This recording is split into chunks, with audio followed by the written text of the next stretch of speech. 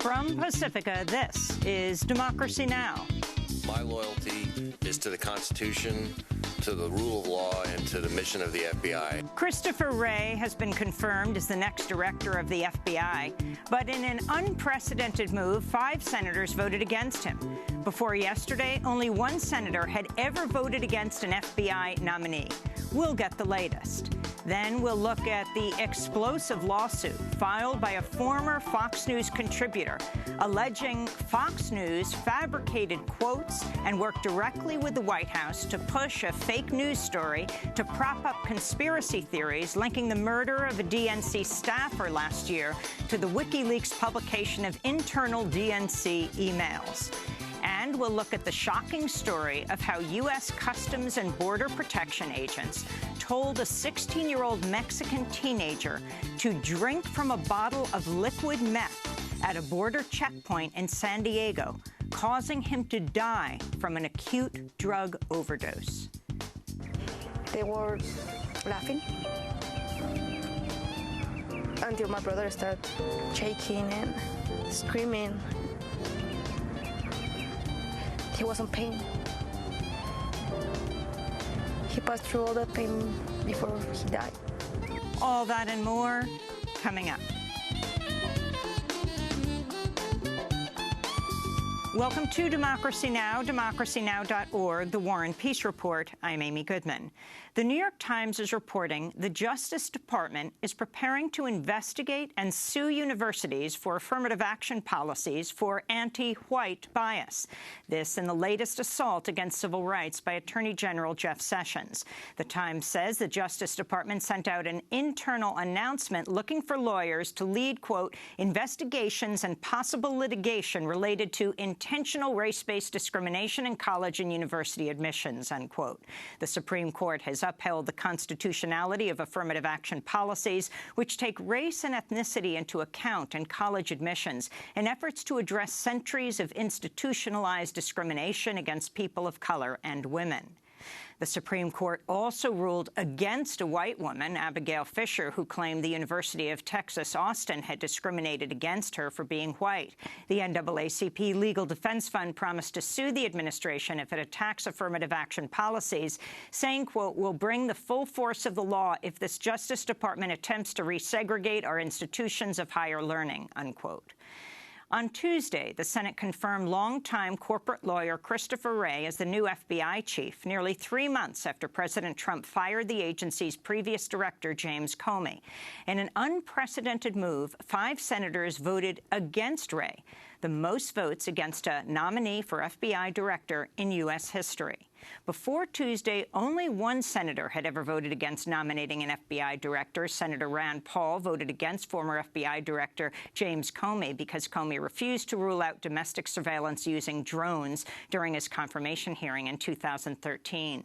As FBI head, Christopher Wray will now lead the agency amidst the federal investigation into allegations of collusion between the Trump campaign and Russia. We'll have more on Christopher Wray's confirmation later in the broadcast. An explosive new lawsuit filed by a former Fox News contributor accuses Fox of working with the White House to peddle fake news about the murder of Seth Rich. Rich was an aide at the Democratic National Committee who was fatally shot in Washington, D.C. in July of 2016. In May of this year, Fox News published a piece online headlined, D.C. Murder Mystery, Slain DNC Staffer Was WikiLeaks Source, Say Investigators, unquote. The article claimed Rich, not the Russians, provided WikiLeaks with internal emails from the DNC. But within weeks, Fox retracted the story. Now the only person quoted in the piece, retired D.C. police detective Rod Wheeler, is claiming Fox knowingly used made-up quotes from him. In the lawsuit, Rod Wheeler claims he was used as a pawn in a plan by the White House to, quote, shift the blame from Russia and help put to bed speculation that President Trump colluded with Russia in an attempt to influence the outcome of the presidential election, unquote.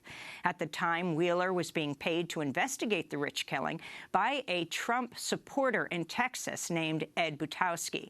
The lawsuit also claims Wheeler received a text message from Butowski saying, quote, not to add any more pressure, but the president just read the article. He wants the article out immediately, unquote.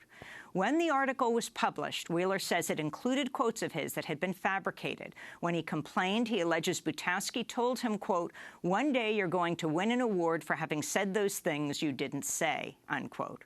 We'll have more on the story later in the broadcast. We'll be speaking with Marcy Wheeler.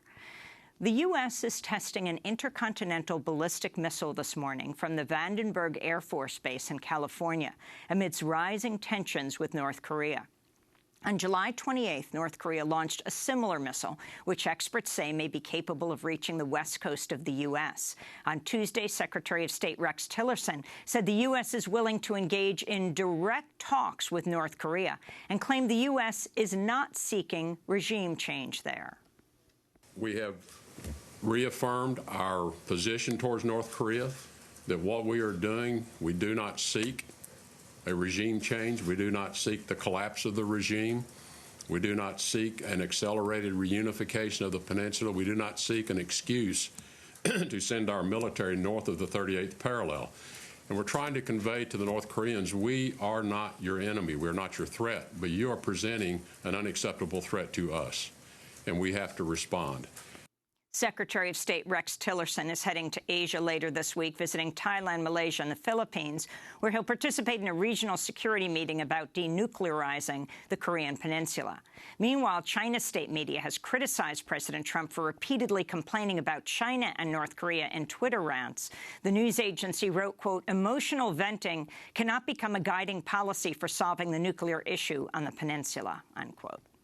In news on health care, a U.S. appeals court ruled Tuesday Democratic state attorneys general can defend federal subsidy payments to insurance companies, which President Trump has threatened to stop paying amidst his frustration over the Republican Party's failure to repeal the Affordable Care Act. This comes as a bipartisan group of senators, led by Republican Senator Lamar Alexander of Tennessee and Democratic Senator Patty Murray of Washington, said they'll hold hearings on how to strengthen the health insurance market. The move is a rebuke to Trump, who has said he wants to let the Affordable Care Act implode. In a statement, Republican Senator Alexander said, quote, "If your house is on fire, you want to put out the fire, and the fire in this case is the individual health insurance market. Both Republicans and Democrats agree on this," Lamar Alexander said. Following Republican senators' failure to pass a health care plan, lawmakers are now focusing on tax reform. The White House is pushing to cut the corporate tax rate to a mere 15%, down from 35%. On Tuesday, Senate Democrats sent a letter saying they wouldn't support any plan that includes tax cuts for the wealthiest 1% of Americans. The White House has confirmed President Trump weighed in on his son Donald Trump Jr.'s misleading statement about his meeting with a Russian lawyer promising damaging information about Hillary Clinton during the 2016 campaign. This is White House Press Secretary Sarah Huckabee Sanders.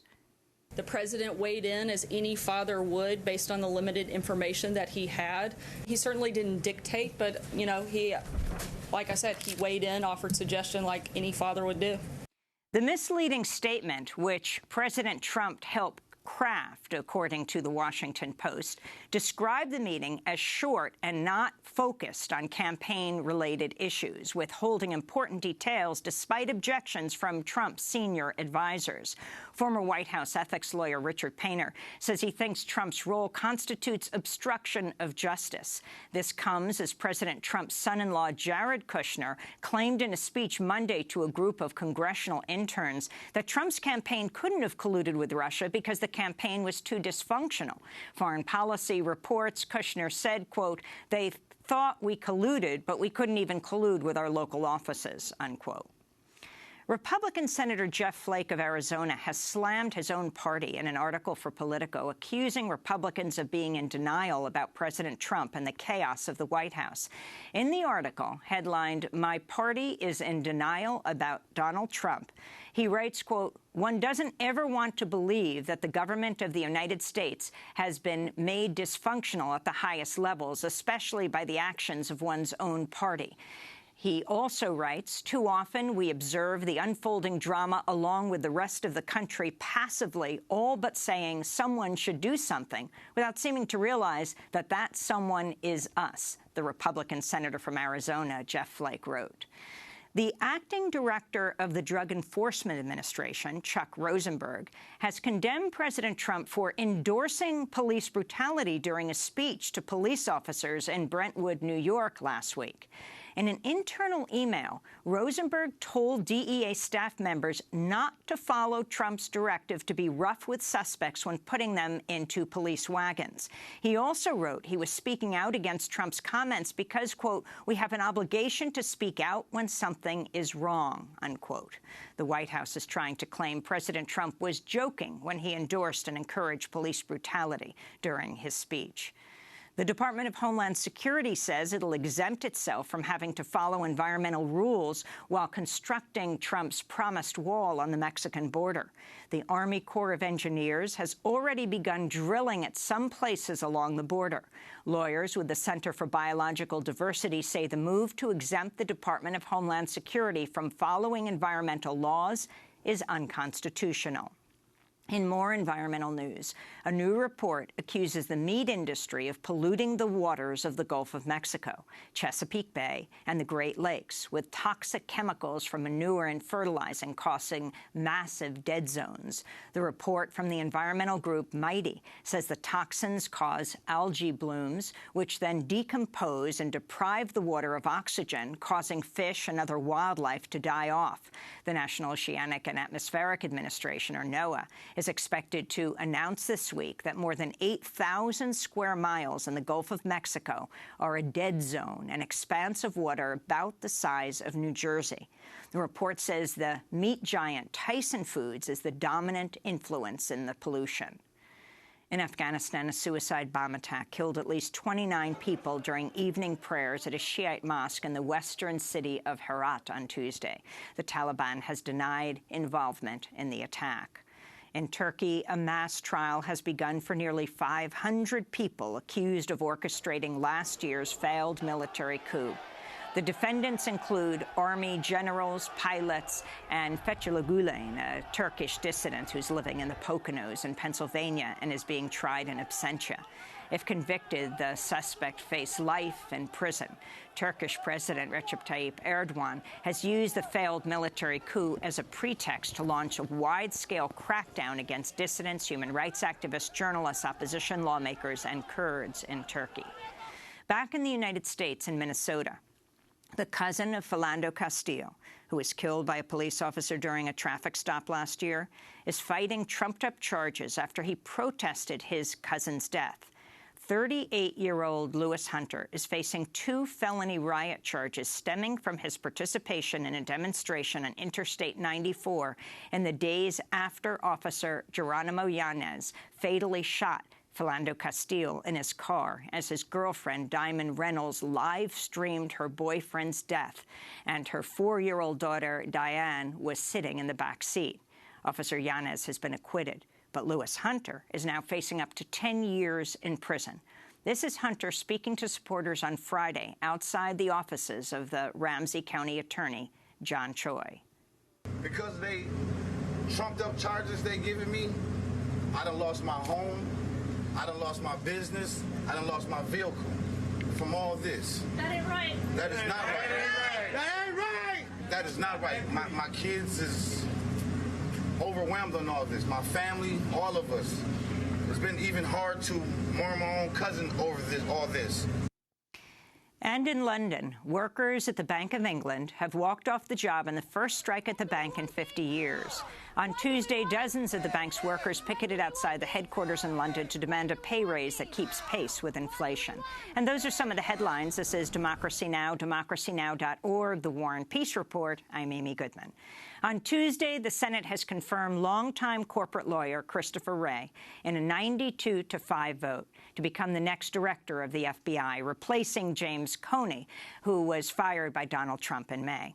In an unprecedented vote, 5 senators, all Democrats, voted against Wray. Before yesterday, only 1 senator had ever voted against an FBI nominee. The 5 Democrats were Kirsten Gillibrand of New York, Ed Markey and Elizabeth Warren, both of Massachusetts, and Jeff Merkley and Ron Wyden, both of Oregon.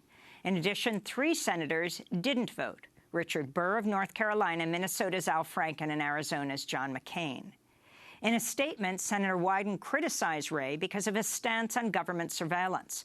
Wyden said, quote, "In his public and private statements, Chris Wray failed to oppose government backdoors into Americans' personal devices or to acknowledge the facts about encryption. That it isn't about liberty versus security, it's about more security versus less security," he wrote. The American Civil Liberties Union also criticized Wray in part for his work at the Justice Department under George W. Bush, when he worked with many of the key architects of the U.S. torture program. For more on Christopher Wray, we're joined by 2 guests. Marcy Wheeler is with us. She's an independent journalist who covers national security and civil liberties. She runs the website emptywheel.net, joining us from Michigan. And joining us via Democracy Now! Video stream is economist and lawyer James Henry, Global Justice Fellow at Yale University, Senior Advisor with the Tax Justice Network, former Chief Economist at McKinsey & Company. He recently wrote for the American Interest a piece that is headlined, "No Wray." We welcome you both to Democracy Now! Good to be with Marcy you. Wheeler, let's begin with you. Talk about the confirmation of Christopher Wray as the next FBI director, its significance. Well, I think he was overwhelmingly confirmed because he gave the assurances, he gave these very well rehearsed assurances that he was not going to end any investigation into Russia and collusion with the Trump administration. But at the same time, the confirmation process really didn't get into a lot of the questions that he might have faced about his own tenure at DOJ in the Bush administration, and it didn't get into some of his own actions in the past that would really answer whether or not he was going to be independent. And as you mentioned, Senator Wyden also had additional concerns about Wray's response on encryption, on whether or not the FBI is going to continue to seek backdoors into secure communications. Now, 92-5 sounds like a pretty overwhelming majority for confirmation as FBI director of the senators, and I'm sure most people see it that way. It is quite something that it is the largest no vote in the history of confirmation of FBI directors. Only 1 senator, when Comey was confirmed, voted against him, and that was Rand Paul. He was opposed to Comey because he would not rule out drone domestic surveillance, Marcy. Right, and frankly, the numbers shouldn't be that overwhelming ever. The FBI director, it's a 10-year position, and all of these people, including Jim Comey, had controversial things in their past. There's this notion that we have to have unanimous approval for this top law enforcement officer, and yet I think that that shows a lack of skepticism, which is really important. And importantly here, I think there was the view among some people in the Democratic Party, and it should be more broadly, that Trump is getting rewarded for having fired Jim Comey. As you described at the top of the show, we have 2 new pieces of evidence that Trump is obstructing justice into the Russian investigation into Comey's firing, and yet he still gets to replace Comey with somebody, absent Christopher Wray being confirmed, we would have Andrew McCabe, who was basically Comey's deputy. It would be sort of a status quo, yet now Trump gets to reward himself for having gotten rid of the guy who was investigating him and his family. And, of course, he's been attacking McCabe along with Jeff Sessions on Twitter. And explain, Marcy Wheeler, what this role, Christopher Wray as FBI director, exactly what that role is, since there is a special prosecutor, because Jeff Sessions recused himself to the tremendous ire of President Trump. Well, and you mentioned Trump is attacking Sessions and McCabe. He also, curiously, in a New York Times interview, said that he believes the FBI director reports directly to him. And he mentioned Wray's confirmation in that process. So he is arguing, even at the same time as he's attacking everybody else who's conducting this investigation, he's arguing for the first time that the FBI director works for him. And that's something that it seems the Senate Judiciary Committee should have gone back and gotten Wray to address, because it leaves this notion, again, of independence, this question of whether he's going to be sufficiently independent. But Wray is still going to be the boss of the FBI agents who are working with Robert Mueller conducting this investigation, and he will have some say over the resources that are given to Mueller for that investigative side of the investigation. So he won't be, he won't be in charge of Robert Mueller. He won't be able to fire Robert Mueller, although he didn't respond to a question about that in his confirmation process, which I found a little bit disturbing. But he does have a toe in the process, and he does have the ability to influence the process, and that's assuming that Jeff Sessions remains in place and that Rod Rosenstein remains the acting attorney general and so on. So I think it is fair to raise questions about whether or not he'll be independent. As I said, he gave very well-rehearsed assurances that he would refuse to quash any investigation into the Russian allegations. But as I mentioned, there are things that Wray was involved with when he worked for George Bush. Most notably, he was briefing then Attorney General John Ashcroft about the CIA leak investigation. Highly inappropriate, led to John Ashcroft's recusal from that investigation. And he should have been asked, why did you do that then? And how would you avoid, very similarly, being asked to brief Donald Trump about this investigation into Russian tampering? Again, a question he wasn't asked. He's given a lot of assurances that the senators who did vote for him seem to find compelling. But I think there were some questions that could have further been asked of him. And Marcy, the significance that you just referred to of the latest Washington Post expose saying that Donald Trump was basically in charge of the response to the expose about his son. Well, his son actually revealed his own emails about his meeting with that meeting of 8 people that included the Russian lawyer and others, and Jared Kushner as well. Well, it's a sign that Trump is inventing stories. In that case, he said that the meeting was exclusively about adoption. There was no follow-up. Interestingly, the line that Trump used, that it was about adoption, is one that he says he spoke to Vladimir Putin about the day before this statement. So in other words, what appears to have happened is the White House got questions about that meeting.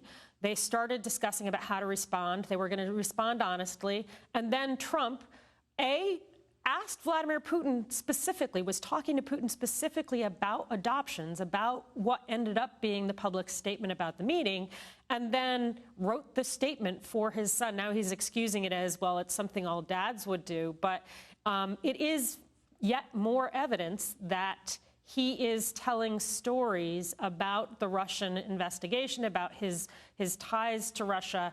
And that is not itself a case for obstruction, but it adds to the case that he fired Comey to obstruct the investigation into him and his family, and that he is inventing stories to obstruct the investigation into him and his family. And as the Ethics Council under Bush, Painter said, is this really what fathers would do for their sons unless he is already planning to pardon him?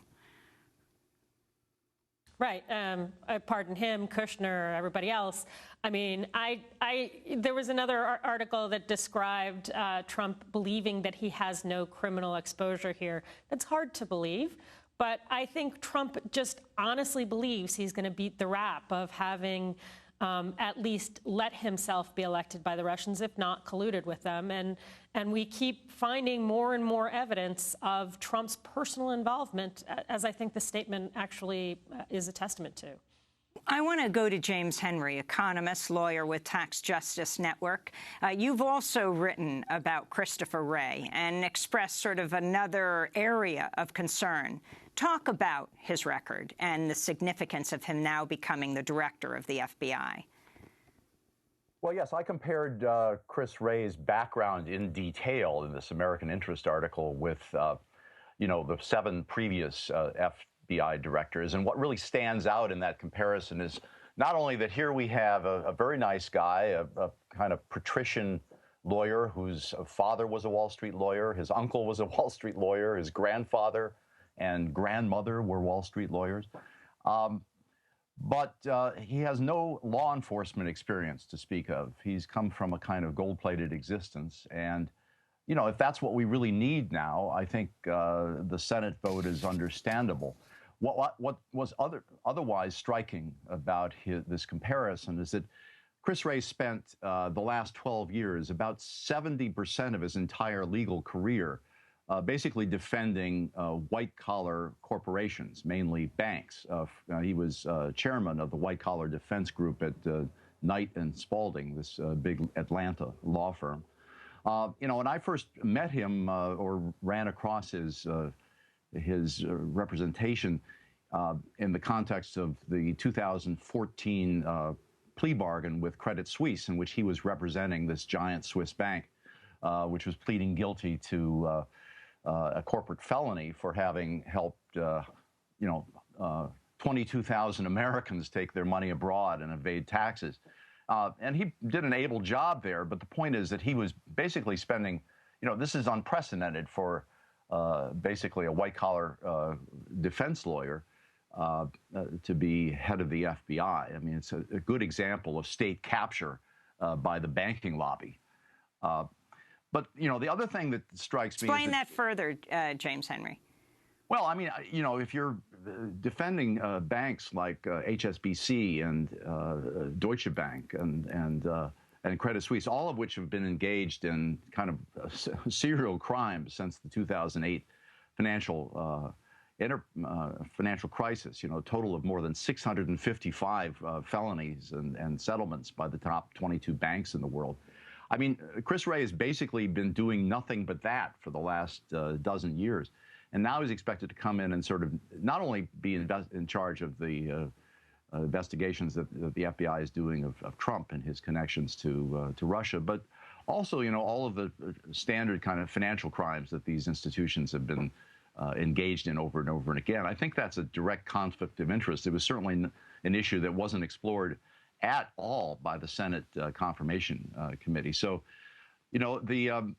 the other basic fact is with respect to the Trump investigation, there's a very important case involving a fellow named Felix Sater in New York, who was given a kind of immunity on the part of the Eastern District of New York at a time when people like Loretta Lynch and Andrew Weissman, who is now Mueller's deputy, were involved. And this basically allowed Sater to go on and raise money fraudulently for investments in the Trump Soho and quite a few other projects. Well, Wray is going to be asked to basically talk more about Felix Sater, because this ties into anytime you're talking about Trump Soho. That's the investment of the Russian firm Bayrock. So many of the millions that were spent on Trump Soho. That's right. There was about a $400 million project that was failed.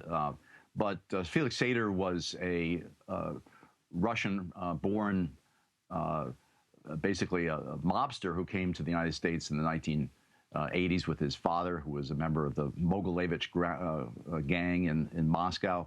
Sater went on to become a felon. He was convicted twice of felonies, the second time for a $40 million financial fraud. But he never did any jail time for that because the Eastern District in New York decided to cut him a deal in which he would cooperate against his fellow witnesses, against his fellow felons. And that secret deal basically survived until at least 2009. And during that whole period, he was able to go out and raise lots of money from investors for the sake of these Trump projects. Whether Donald Trump knew about his felony status is an interesting question. There are indications that he may well have, in which we're talking about securities fraud and maybe money laundering. But Sater has been a controversial figure throughout this period, and the key point about Wray is that many of the colleagues from the Justice Department that Wray was closest to, were deeply involved in this cover-up. So there's some problems for both parties in the Sater case. It's not just a Trump problem, and I think Wray's going to have his work cut out for him to toe the line here. Can you talk about his record with Credit Suisse? Yeah, I mean, Credit Suisse was engaged in two different felony prosecutions. For 2009, Wray represented him in a case involving sanctions busting, and he's got them off with a deferred prosecution agreement. And then in 2014, he managed to negotiate a settlement with the Holder Justice Department that basically got Credit Suisse no jail time for any executives, no withdrawal of corporate licenses, a tax-deductible $2.6 billion fine. And this was for basically helping 22,000 Americans evade more than $20 billion of taxes over decades of misbehavior. So it was a nice deal for the bank, and Wray was deeply involved in obtaining that settlement. But it's just one of the many settlements that he obtained during that period on the behalf of major banks. You also write in your piece, James Henry, No Wray, intimate connections to the incestuous professional network that operates at the very highest levels of the U.S. criminal justice system. Explain. Well, if you look closely at the career paths of people like Wray and Loretta Lynch and Andrew Weissman, I found it astonishing. I'd never done this before, but it's sort of a network analysis of all the cross-reporting relationships since the 1990s show that, there's a relatively small group of maybe a few hundred people who have been percolating around the Justice Department in and out, and through the revolving door system connecting them to major Wall Street and Washington law firms. And so they're all very intimate with each other. They've worked with each other directly. And so I think that presents, it's certainly a structural problem for the way the Justice Department operates in a world in which there is so much influence by Wall Street firms. Finally, Wray says he wants the FBI to focus more on corporate crime. What would that look like? I mean, there's a precedent for FDR appointing the elder Kennedy to run the SEC because he knew what people were capable of. If Wray does what he says he's going to do, he can use the extensive knowledge he no doubt has about misbehavior, but corporate misbehavior. But I'm skeptical that he's going to be able to turn over a new leaf. There's a certain kind of blind eye that one acquires through simply through the long periods of working with these people. HSBC, Credit Suisse, these are really troubled institutions that have engaged in misbehavior time and again, and we still don't have a good way of punishing them for this kind of behavior. Well, James Henry, I want to thank you for being with us, economist, lawyer with the Tax Justice Network. We'll link to your piece in American Interest called No Wray. And Marcy Wheeler of EmptyWheel.net, we'd like to ask you to stay with us as we look at this remarkable federal lawsuit by a Fox former employee against the Fox network. Stay with us.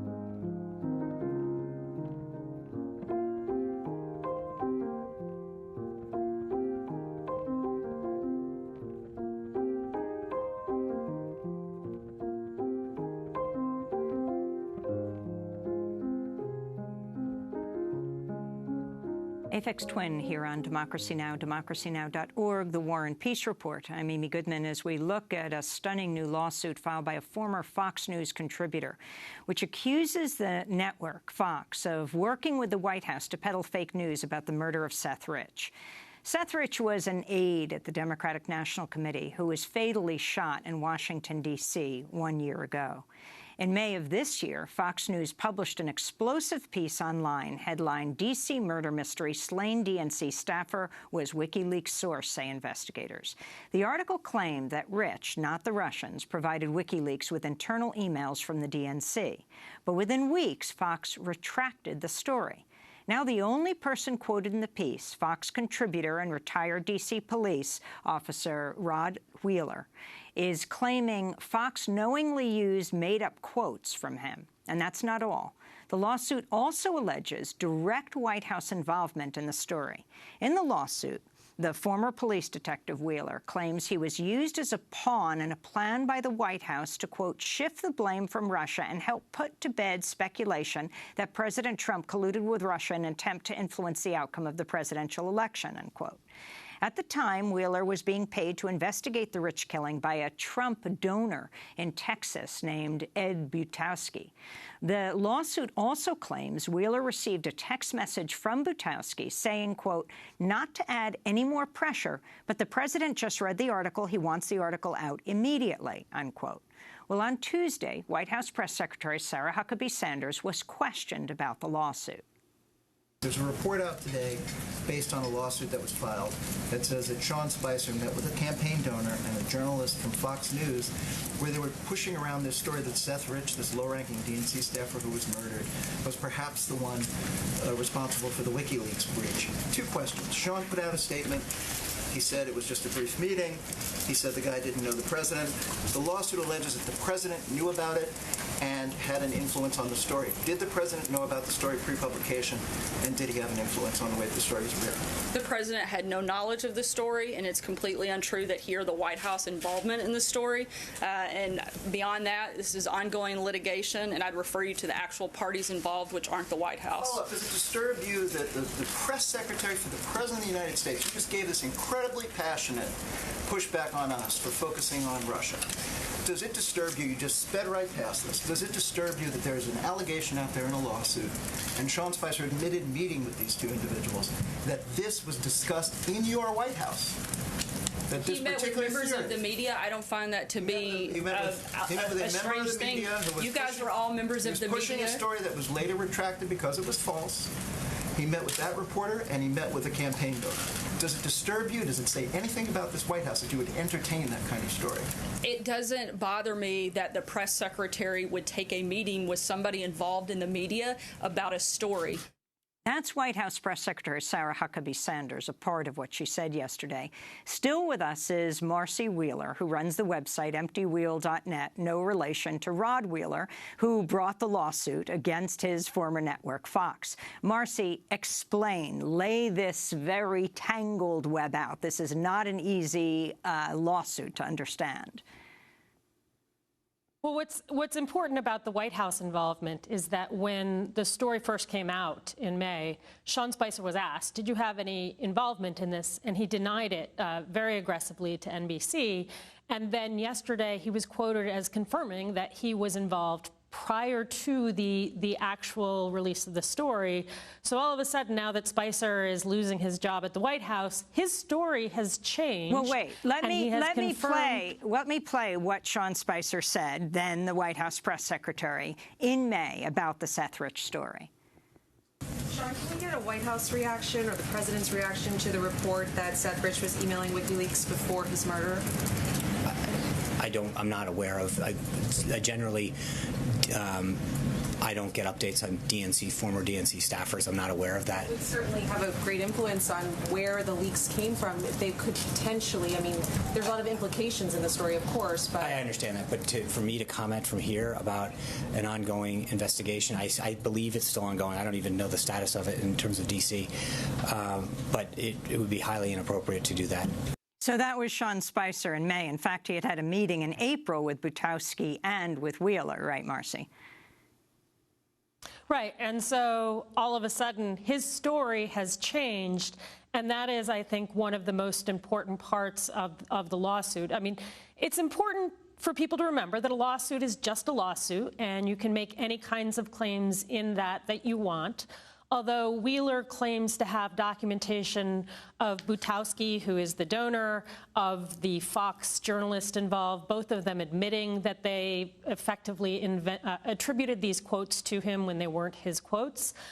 He claims to have his own quotes that he gave to the journalists, which were scrapped in favor of these ones, which basically said that the DNC or DC government had thwarted the investigation into Seth Rich's murder, and also said that Rich's computer had evidence that he was in communication with WikiLeaks. So those are the two invented quotes. That's what the gist of the lawsuit is about. Wheeler said, you invented these quotes, you attributed them to me, even after retracting the story. You have not retracted the association between me and those quotes.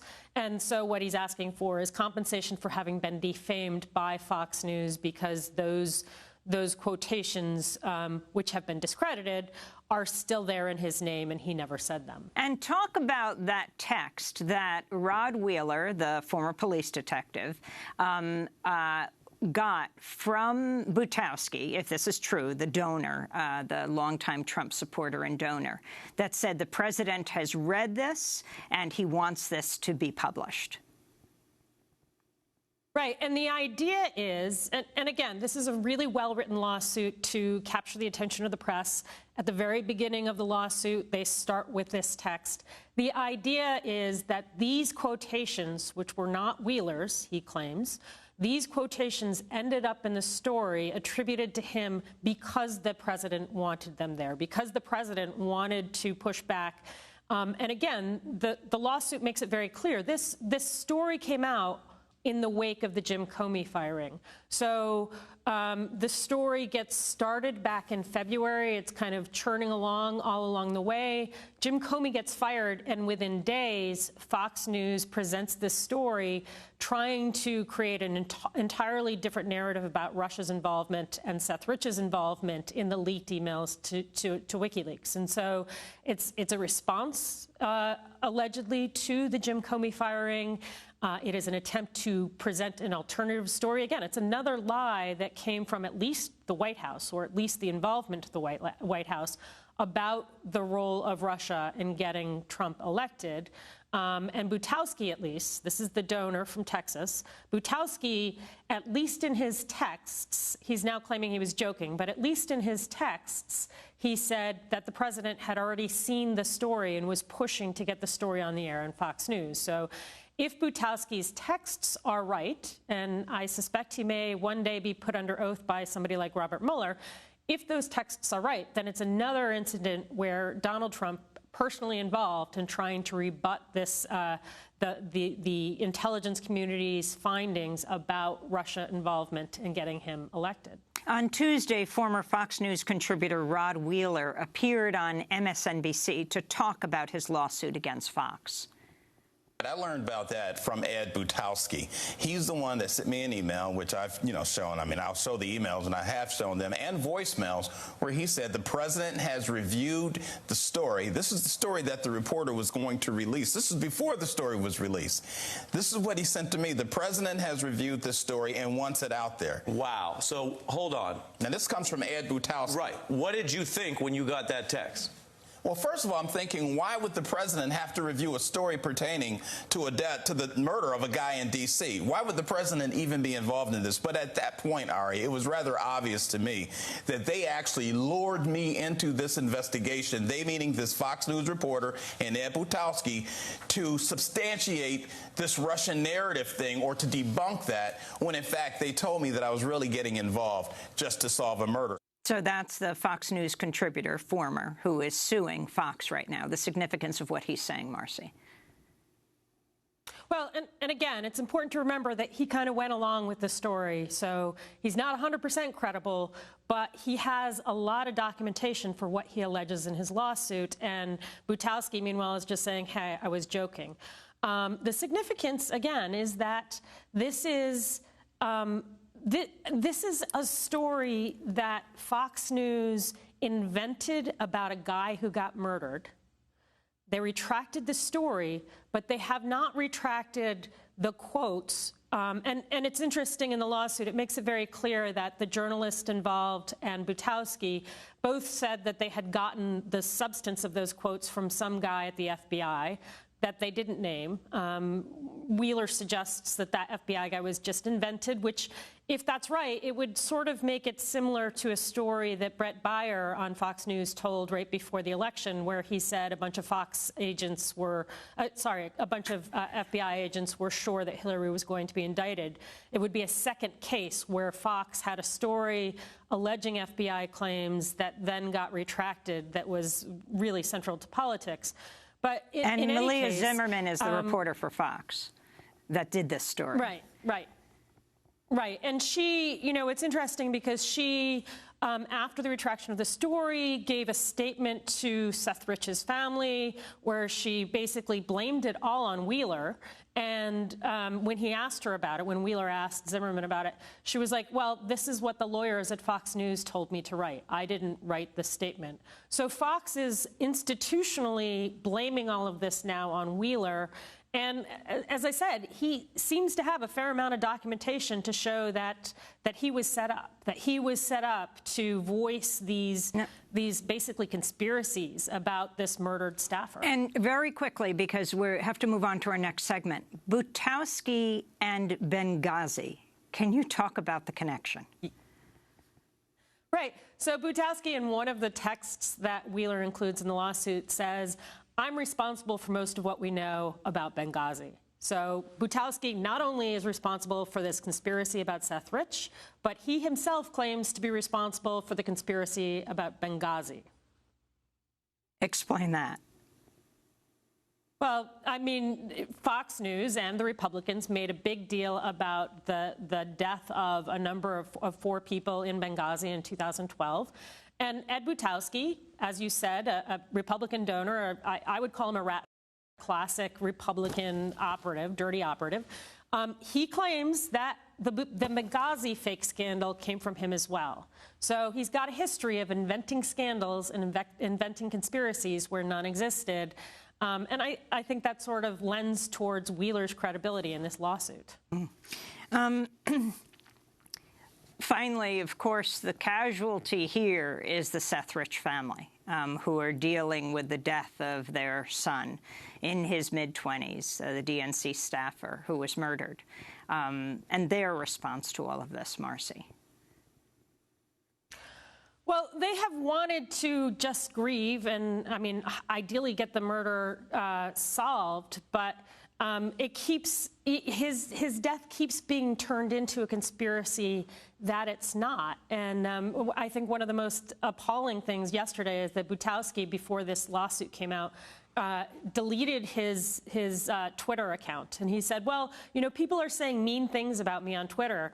And it's like, dude, you just invented a conspiracy about a murdered guy, and you're complaining about people being mean to you on Twitter. It's just appalling that the Rich family has to continue to have their son be turned into the fodder of this kind of conspiracy mongering. Marcy Wheeler, I want to thank you for being with us, independent journalist who covers national security and civil liberties. She runs the website emptywheel.net. This is Democracy Now!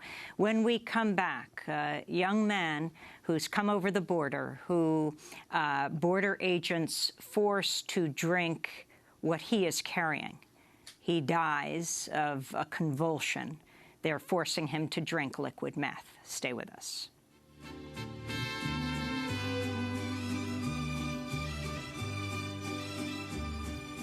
Tú eres la tristeza y de mis ojos que lloran en silencio por tu amor. Me miro en el espejo y veo en mi rostro el tiempo que he pasado sin su amor. Obligo a que te olvide el pensamiento, pues siempre estoy pensando en el ayer. Prefiero estar dormido que despierto, de tanto que me duele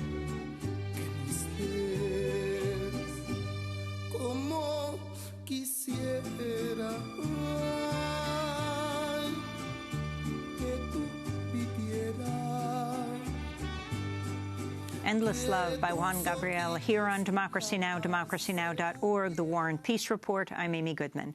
Newly released video shows U.S. Customs and Border Protection agents telling 16-year-old Mexican teenager Cruz Velasquez to drink from a bottle of liquid methamphetamine at a border checkpoint in San Diego, causing him to die from an acute drug overdose. In 2013, the teenager was crossing from Tijuana to California with 2 bottles of what he claimed was apple juice. The newly released video shows the border agents who suspected the liquid was liquid meth, then repeatedly encouraged him to drink from it to prove he wasn't lying. Minutes after the teenager sipped on the liquid, his body began convulsing. He began screaming, "Mi corazón," my heart. He died 2 hours later. This is Velasquez's younger sister, Reina, speaking to ABC's 2020. They were laughing until my brother started shaking and screaming. He was in pain. He passed through all that pain before he died. How can a government allow that? It's like, okay, you can kill someone. They took him as a fool, as who cares? Well, that fool, it was the greatest person I ever knew.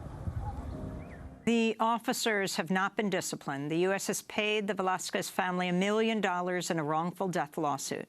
However, there was no apology, no admission of wrongdoing. Critics say Cruz Velasquez's case is just the latest example of rampant abuse and mistreatment by border agents. Earlier this year, then White House Press Secretary Sean Spicer said the president wanted to take the shackles off nation's immigration and customs agents. The president needed to give guidance, especially after what they went through in the last administration, where there were so many carve-outs that ICE agents and CBP members had to figure out each individual whether or not they fit in a particular category, and they could adjudicate that case. The president wanted to take the shackles off individuals in these agencies and say, you have a mission, there are laws that need to be followed, you should do your mission and follow the law. For more, we go to Houston, Texas, where we're joined by John Carlos Frey, 2-time Emmy Award-winning journalist, documentary filmmaker. His work focuses on the experience of immigrants on the U.S.-Mexican border. We welcome you to Democracy Now!, John Carlos. Can you talk about this horrific story? What happened to Cruz Velasquez? Yeah, it is a horrific story. Again, good morning, Amy. This is a shocker. I was given this surveillance video from inside the building, the border crossing, the port of entry between Tijuana, Mexico and San Diego, California.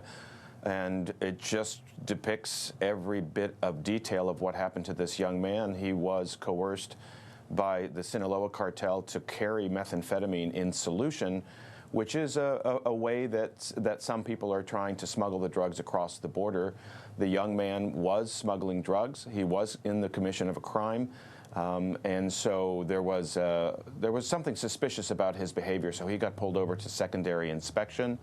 The 2 agents that you see in the video examined the contents of his backpack, took a look at the liquid, they opened the bottle, they smelled it. It appeared by the video itself that they suspected that this was an illegal narcotic. And instead of testing the liquid, which is what protocol would require them to do, and they have a test kit right there handy, they decided to toy with a young man, and you could see them laughing in the video, and they went ahead and put the bottle right smack in front of him and made some hand gestures for him to go ahead and sip it. The surveillance video has no audio, so we're not exactly sure what was said, but in deposition testimony that we obtained after the fact, there was a civil lawsuit, so we obtained those depositions, and the female agent basically said, if this is juice, which is what Cruz was claiming that it was, if it's juice, go ahead and drink it.